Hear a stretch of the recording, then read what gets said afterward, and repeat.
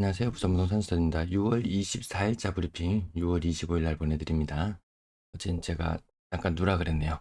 해운대 두산 이브더 제니스 90평 신고가 36.5억, 불과 6년 전쯤에 20억 했던 가격 80% 정도 오르는 현상, 우리 대형평에서 흔히 보던 현상이죠. 네, 양극화, 초양극화를 끊임없이 부르짖으면서 비싼 아파트가 가니까 싼 아파트도 간다. 이 논리도 맞는 건가요? 자, 주간 실거래 지수 다시 한번 보여드립니다. 부산 낙폭을 키워서 마이너스 0.09, 전세도 마이너스 0.09. 가을의 전세 시장 참 우려스러워집니다. 부산 분양권 매도 물량은 전주 대비 몇 개인가요, 이거? 10개 정도? 네, 10개 정도 감소한 모습. 거래는 제법 이루어지는데 매도 물량은 계속 나오고 있습니다. 관심 있는 동네별로 살펴보시면 되겠고요.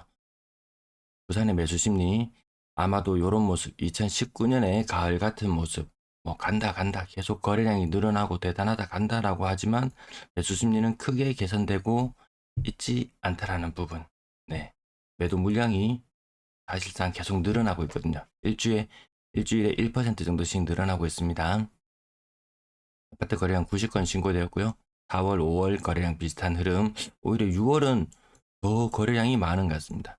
여기에서 심리가 또 발동하나 봅니다. 이게 몇 개월을 가느냐, 무슨 호재가 있다, 뭐가 있다 했을 때마다 몇 개월을 가는지 조금 의문스럽습니다. 거래량 적었던 3주를 뒤로 하고 거래량 폭발했습니다. 주간 거래량으로 589건이면요.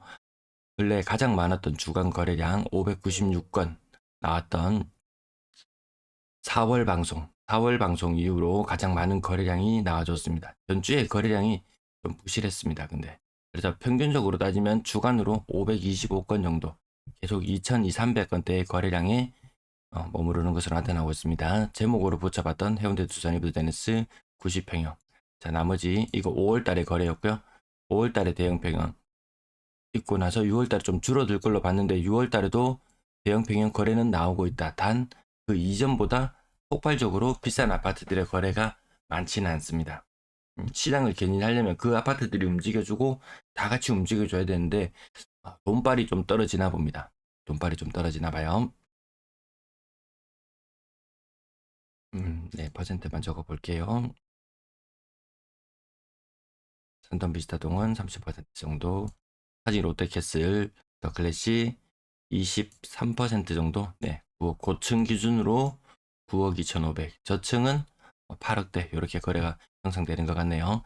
바로 인근에 위치한 아쌍, 아쌍의 경우 저층 기준으로 8억 3,500, 비슷한 가격 흐름 보여주고 있다고 보시면 되겠습니다.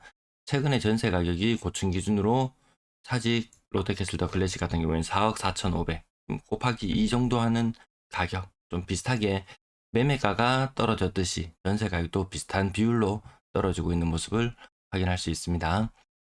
대형 평형 거래, 소형의 비싼 것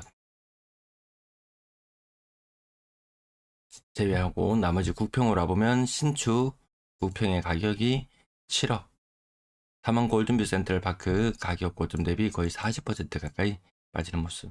벽산아스타 또 대형평형이네요. 대형평형 거래 6월까지 이어지고 있습니다. 자, 국평 기준으로 다시 돌아와 보면 15%, 현재 롯데캐슬 대시양 25%, 타지 롯데캐슬 더 클래스 26평형 가격은 거의 20% 정도 빠지는 모습.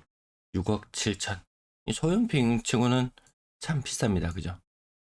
대구에서 소형평 중에서 좀 비싸다라고 이야기하면은 5억대 그 정도 느낌. 그게 한 30% 정도, 어느 물건을 보나 입지나 이런 것들 여러 가지 비교해 봤을 때 30% 정도 부산이 더 비싼 모습, 20에서 30% 정도 계속 유지하고 있는 것 같습니다. 대형 평형 건너뛰고 보면 현재로 스택했을 때 시향 30% 정도, 28%, 롯데아파트 28%, 많이 떨어졌을 때 정말 30% 후반까지도 하락률이 나오곤 했는데 지금은 그런 모습들은 보여주고 있진 않지만 반등 이후에는 소강 상태다. 저는 그 소강 상태가 오래 갈 걸로 그렇게 예상하고 지켜보고 있습니다. 다른 분들은 어떤 생각을 가지고 지켜보시는지 모르겠네요. 25% 정도 하락하는 모습 오늘은 많이 나타나고 있습니다. 20%, 15%, 사직 상중 예가는 대형 평형의 저층 40%까지 하락이 나오기도 하네요. 30%, 30%. 요 가격대로 갈수록 하락폭이 조금 더 커지는 모습 일반적으로 많이 보이던데 여러분들이 체감 어떤지 모르겠어요. 오히려 좀 더 비싼 아파트들은 낙폭이 적어 보이고 이 정도면 중산층 이상급이죠. 네, 중산층 3, 4, 5억, 4억, 5억 살려면 중산층 이상급. 네, 이쪽 부분에서 하락이 조금 더 많이 체감되는 것 같습니다. 대형 평형들도 중간중간 섞여 있고요. 우평 기준으로 명지 더 웨스턴 같은 경우에는 35% 정도. 네.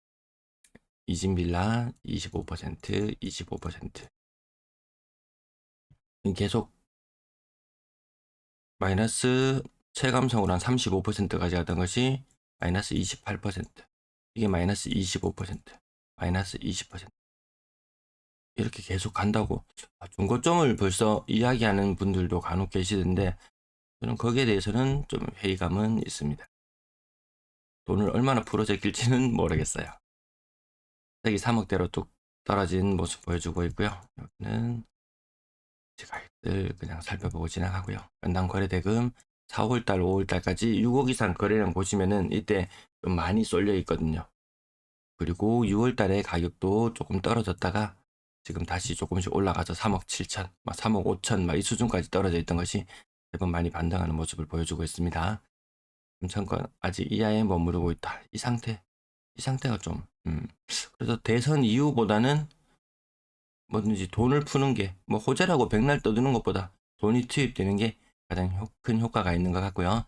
3억 미만 비율은 50%, 6억 이상 거래량은 5월 달에 4월 달과 비교해 봤을 때 5월 달에 줄어들었다. 근데 5월 달엔 또 아주 비싼 아파트들도 종종 거래되곤 했었는데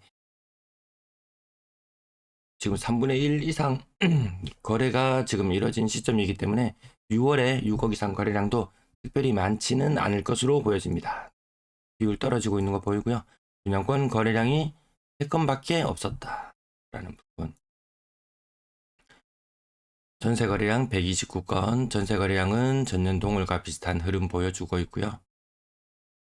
네, 주간 전세 거래량 딱히 많아지거나 딱히 적어질 이유도 없다. 이 거래량의 절반 정도는 뭐 갱신이나 이런 부분들을 통해서 이주하지 않는 부분이 있다는 부분 오랜만에 다시 한번 말씀드리고요. 전월세 비율 계속 같은 모습, 전세가는 6월 들어서 조금 더 빠지죠. 조금 더 빠지고 있습니다. 입주 몰려있는 시기로 가면은 전세 가격은 조금 더 떨어질 수도 있을 것 같아요. 역전세 뉴스가 근래 너무 많이 나오네요. 1년 이상 지속될 수 있다라는 부분. 네, 여기까지. 오늘 준비한 내용 여기까지 말씀드릴게요. 네, 시청 감사합니다.